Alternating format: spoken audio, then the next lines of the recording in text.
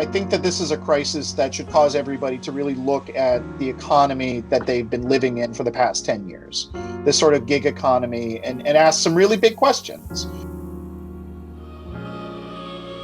My name is Tyler Sandness. I work as a Lyft driver and as an organizer for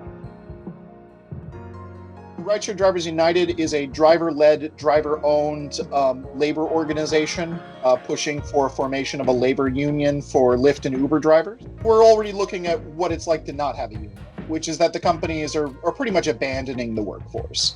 Lyft and Uber have given very anemic responses to the crisis. They're not providing materials available for drivers to really kind of stand up for themselves and protect themselves in this crisis. And this is all because labor doesn't have a voice in this. And especially as we're all trying to survive this crisis, people are down to their last penny, and they may be owed tens of thousands of dollars. So that's one of the things that we're doing as an organization, is helping drivers fight for that money back, so that after the end of this, when people are trying to put their lives back together, they're not left with just nothing. Thankfully, the bill that just passed the Senate does have provisions for gig economy workers to get access to unemployment insurance, which that's great. That's really going to help people. But there's still more that can be done to help these folks. I mean, you guys are kind of the heart of the business. Without you guys, like, they don't even have cars. They don't even have cars. Yeah, and that's why the bill AB 5 got passed here in California, because it was absolutely ridiculous, the situation. AB 5 identified that if we're the core of the business, if the companies are exerting extreme control over how we operate, then we're not independent contractors. We are, in fact, employees.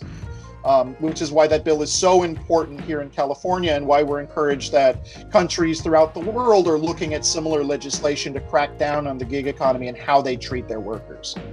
But we feel like an event like this is crucial to enforce, because it's really putting it out for the whole world to see that there was no safety net here. There was no protections here. There was no sick time here. There was no anything here. And the companies were very quick to abandon us. I'm very hopeful that this will provoke some serious questioning of those models, and reaffirming the fact that what is the responsibility of Lyft and Uber? Like, what is the relationship between employer and employee? And should working normal people have more of a say of how these companies operate? People work for these companies for the simple fact that they want to make a better life for themselves, and that's the responsibility of these companies. That if we work for you, your job is to ensure that in moments like this especially, that we're taken care of as well. That the incomes that we now rely on don't just shrivel up and disappear just because you want to disappear from the market.